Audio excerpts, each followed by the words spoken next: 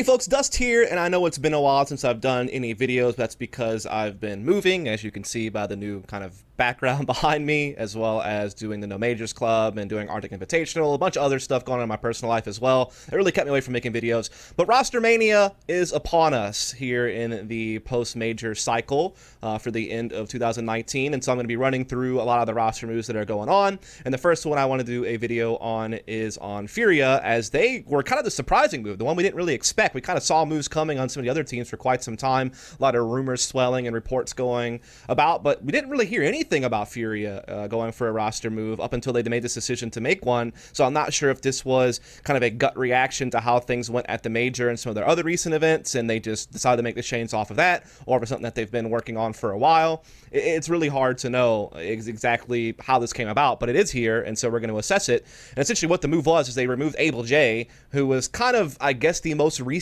fifth to the team whenever they kind of got rid of their original fifth. I think that was like Spaka or something like that back in mid-2018 or so, and they brought him on board, and the other four have been playing together for quite some time. So with that said, did Furia need to make a move is going to be kind of the first question to ask yourself, and the answer to that is, I mean, I guess so. You know, it's always hard whether or not you can make some internal changes that'll turn the team around to where you don't need to make a move, or whether a move is necessary, whether it be because of roles breaking down or internal conflict or player performance or what have you. In this case, it was certainly true that Furia's results were falling off. I mean, look, this team kind of came out of nowhere in the middle of 2018 and were shocking some of the pro-North American teams, like at that Zotac Americas Cup. That was back in June. They beat Complexity and United in best of threes and had at least a decent series against Ghost, who at that time Ghosts were one of the top performing teams in the North American Pro Leagues. From there, they were constantly doing well in different online qualifiers for events, whether they were making the event or not. They were at least knocking out some of the professional teams. They were dominating the Mountain Dew League.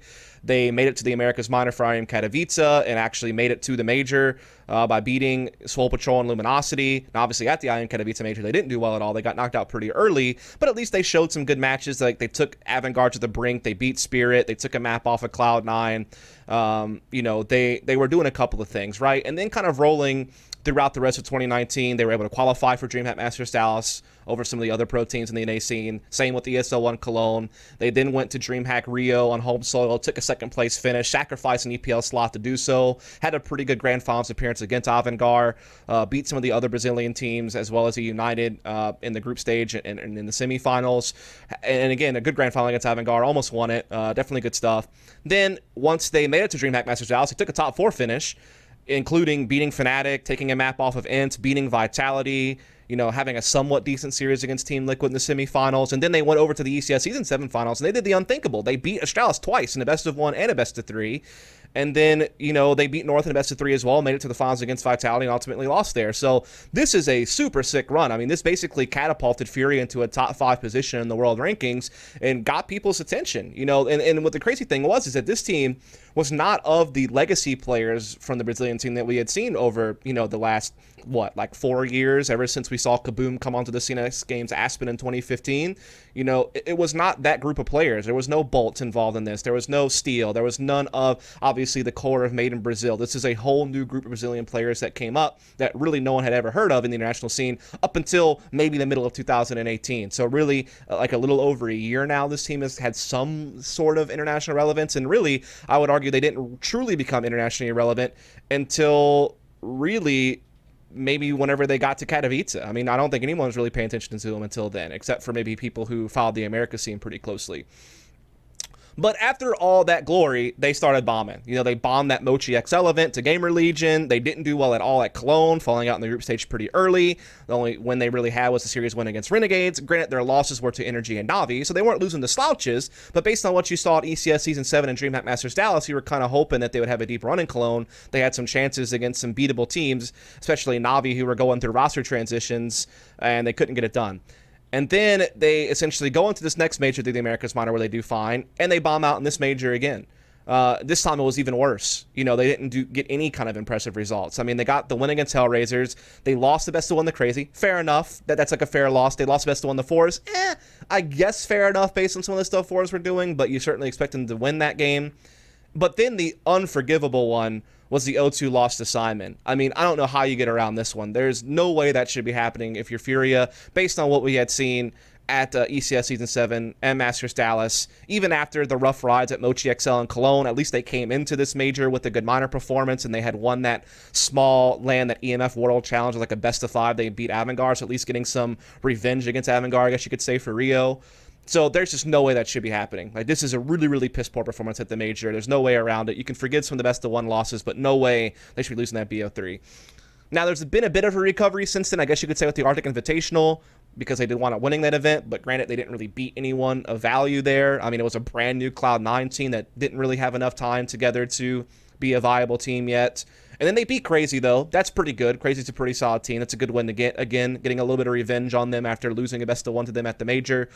So Arctic Invitational, all in all, I guess somewhat of a recovery from the Starlighter Major, but there wasn't enough like elite level teams there for you to get like a really big title. I mean, it was kind of just like taking care of business, something you were expected to do. You don't really gain a whole lot of notoriety for winning that Invitational. And then they go to Games Class Masters and they bomb again, dude. I mean, they took care of business against Big. They beat them in a best of 1 and a decider best of 3 to advance to the playoff stage after losing to that Illuminar team in a best of 1 on Vertigo, which, fair enough, that's kind of a wild card map. And then they lose the best of 3 to fucking Sprout. Like, what's happening here if you're Furia, right? I mean, this is a team, again, not so long ago, really just, 3 months ago, 4 months ago, you know, kind of that June range where they were, you know, beating elite level teams and getting a finals appearance at ECS and a top 4 at Masters Dallas, a really stacked event. You know, really, they have fallen off a lot. And so, yeah, it's always hard to know whether or not internal changes could get them back on the right track or whether roster change was needed. But they decided to go the roster change route, and they remove ableJ to bring in HEN1, as we've already discussed. And when you look at that, ableJ certainly was statistically the worst performing player on the team. There's really no way around that. It was kind of obvious that if they were ever going to make a move, it was likely going to be ableJ or Vinny, just because K-Strad and Yuri are kind of your 2-star players, and Art is their in-game leader and a pretty good fracking in-game leader, all things considered. He certainly has a little bit of a gimmicky, aggressive play style that can be exploited, and sometimes he can go a little too far with that style, but all in all, you can't really knock him. Like, he can frag decently, at least, and he's been a successful in-game leader, bringing this team up from essentially obscurity to at one point a top 5 team in the world. So you can't really sell him out yet on the in-game leader slot. You feel like he probably still has some in-game leading left in him. So it was going to be between ableJ and Vinny, and ableJ seemed to be the one that was struggling to perform the most between the two. And so you always kind of knew that he was going to be the one on the chopping block. And so what does this change mean? I guess is going to be the big thing. For one, you have to ask the obvious question, who's going to be the primary AWP of this team? Because Art has been that for this team for quite a long time. Now, it is true that there was a period where Art was not the op of this team early on, because they had, I think it was Spaka, who was the primary op of the team kind of early in 2018 through the middle of that year. So Art is already used to kind of relinquishing the primary AWP role, and so I could certainly see him doing that if need be. So that is one route that you could go. The other route is that you keep Art on the AWP and you put HEN1 into a kind of entry rifling role, which he has already done, by the way, particularly when he played alongside KNG over on Immortals when they had kind of their successful major run, making the finals. I think it was Krakow, some of the other stuff that they did that year. You know, HEN1 was already kind of used to relinquishing the primary AWP to KNG and becoming more of an entry rifler. And there was always times throughout his career when they ran 5 rifle setups, whether it was on his Luminosity days or his Immortal days or what have you, where he would do some entry rifling. So I could see it go that direction as well, really. It just depends on what the team wants to do. I mean, either way, I imagine that the primary control group, like the main 3 players fighting for map control and doing entry work, is going to be HEN1, Art, and Yuri. Like, that's going to be for sure. And Vinny is going to continue to kind of play his solo roles, you know, and you're probably going to see K-Serrato continue to play his solo roles as well. He might flex into some entry stuff here and there at times, depending on the situation. But I would imagine, yeah, it's going to be kind of K-Serrato and Vinny playing the solo roles, and that's the main control group is going to be HEN1, Art, and Yuri. Obviously, Yuri is going to be one of the entry riflers, either first or second in. But as far as who rifles between Art and HEN1, I'm not really sure. It could be map dependent. It could be that HEN1 becomes a primary AWP and Art has no problem being kind of an entry rifler to set up Yuri and kind of do some of the aggressive play style. In fact, some of the way that he plays is like so reminiscent of some of the shit that Fur would do for, you know, Made in Brazil, SK, LG, etc. throughout the years. And even some of the shit that Phelps did during his stints with SK Gaming. And a rifle was probably a little bit more I guess, a fit for that type of play style. So I guess it could make sense that Art would just take up the rifle and HEN1 would AWP. But again, it could be the other way around because I've seen HEN1 do some entry rifling as well. Obviously, that's one of the big things you have to think about with this team going forward, even though you're making a roster change to improve the team because you're improving the overall skill ceiling by bringing in HEN1, who's a heavier fragger than someone like ableJ. But you do have to think about how's this team's style going to develop because, yeah, right now they have been pretty heavily reliant upon kind of a scrappy, aggressive play style, really predicated on Art being this insane kind of player. You know, you watch him on a map like Mirage. This dude's just wild in how he'll boost window or play in connector or do these really aggressive plays. Overpass is another big map where you see it in the bathrooms in mid area where Art will do all these crazy shit. That's not to say that they're as dependent upon it as I feel some people claim, because when I study their film, I've definitely seen them be capable of playing out defaults just fine. So for example, if you look at a map like Inferno, you know, they're pretty good at just having kind of Vinny and K-Serrata go for like banana control, Art being kind of a float that either helps them attack B or attacks middle, Yuri being that guy that's going to jump boiler or play mid, and then, you know, ableJ was kind of that apartments player that would play the edge for them there. So on a map like that, I'm not sure if things would change, like if Vinny's gonna have to take over apartments, that way you can have HEN1 and Art be in forward roles, or someone else is gonna pick up ableJ's apartments position. That's gonna be an interesting one, actually, on how they figure that out. But I'm just kind of illustrating the fact that they can play defaults out. They were able to play like a standard Inferno game and do okay with it. They didn't really have the best Inferno record on LAN. In fact, I think they lost like the last 6 out of 10 games they played on LAN. That's the map they kind of have to shore up. And I feel like that's the map where the roles are going to change the most, just because ableJ was playing kind of a peripheral role, and HEN1 is definitely not a direct replacement for that, and neither is Art if you're going to shift him into a position like that. So that's going to be one I'm going to keep my eye on, because I feel like Inferno is the map you want to improve with this team a lot, because everyone fucking plays it. Even if you're not going to pick it, you're probably not going to ban Inferno. People are going to pick Inferno against you, so you need to be able to shore that up. And I think that's one of the maps where I'm going to be most curious to see how they change the roles on this team with HEN1 coming in. Mirage is, again, another example of a map where they could play defaults out. Yeah, sure, Art could be wild in window and connector, but they certainly were capable of playing kind of your standard 1-3-1 mid control. Vinny playing outside A, K-Serrata kind of playing inside the B apartments, Yuri being kind of an underpasser mid player, Art being that op guy at the top of mid, and ableJ helping out in mid. This is a map where the roles probably won't have to change that much at all. You could probably plug and play Art or HEN1 into ableJ's position, have the other do the AWP, keep Vinny and K-Serrata on the edges of the map, and kind of keep a similar system. So it just depends on how they want to go with that.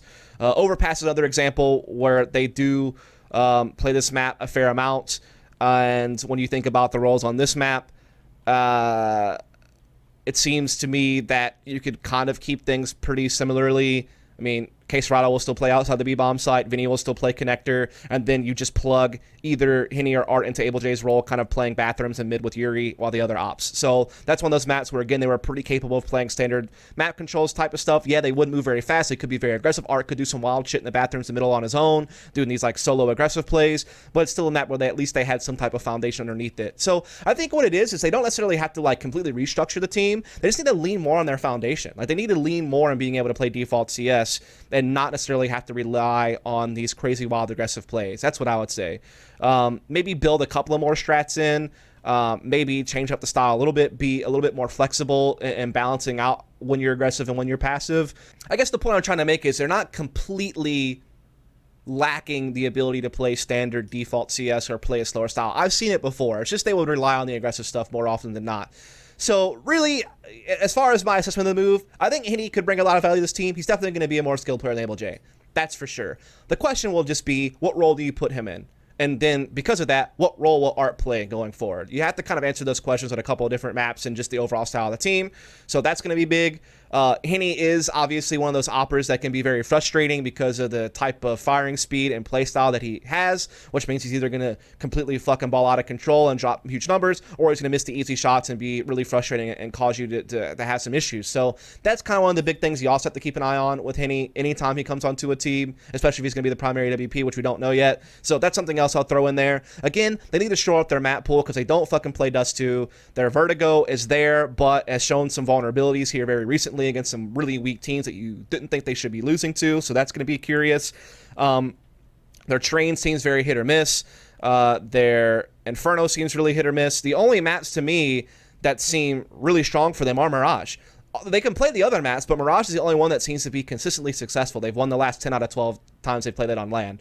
Their Inferno, they've lost the last 6 out of 10, so that's very shaky. Their Nuke, they won their first 5 they played on LAN and looked like that was going to be a really strong map, but now it's been kind of iffy for them, including losing to some teams you don't expect they should, like Fours, like Ints. But they've lost to some good teams too, and they've beaten the Strauss a couple of times. So they're Nuke to me, and not really sure. They're Overpass. They've won the last 3 times they've played it, so maybe their Overpass is shoring up next to Mirage as being a strong map for them, but I'm not really sure. Most of their losses have been to really good teams, by the way, like Na'Vi, Vitality, Team Liquid, and so I would say that their Overpass is probably right there below their Mirage. It's just their Nuke to me is a little bit shaky. They need to figure out their Inferno. Their Train is really hit or miss, and their Vertigo started strong, but has looked a little bit weaker lately. So obviously they need to kind of address those issues as well. All in all, I'm interested to see how this team will work out. I think that there's still some very talented players in this team. I think that they certainly have an interesting style to go with. They just need to balance it out a little bit better. They need to address their map pool issues. I think this team could still be really good. I'm not sure if they'll ever really be able to be a top 5 team in the world again. It seems like Astralis have their act together, so they're probably going to, continue to be top 5. Liquid, I can't see them falling off too much. They're probably going to be, staying in the top 5. Na'Vi just made some interesting roster changes that could put them in a position to be top 5. Int still has that capability. Just depends on how things work out with Sunny and Alu in-game leading, so they're going to be up there. I feel like Mouse Sports surely is eventually going to break through and figure shit out. Whether it's a roster move away or not, I'm not really sure, but I just feel like they're so strong with how much skill that they have, and Kerrigan is in-game leader, that they probably should be attacking top 5. Maybe Vitality with their roster change will still be able to be kind of a top 5 team. So Furia is definitely going to have their work cut out for them to get to that level. But certainly, I think with this move and with some course correction, they could still be a solid top 10 team, still maybe find some top 4 finishes here and there at big tournaments. And yeah, I'm interested to see how it goes. If this move doesn't work, though, they could be in some real trouble, especially if Yuri and Caserado wind up being in positions to leave the team at some point in the future. So we'll have to see. But thanks so much. Hope you enjoyed the video. If you did, please subscribe for more content. Catch you next time.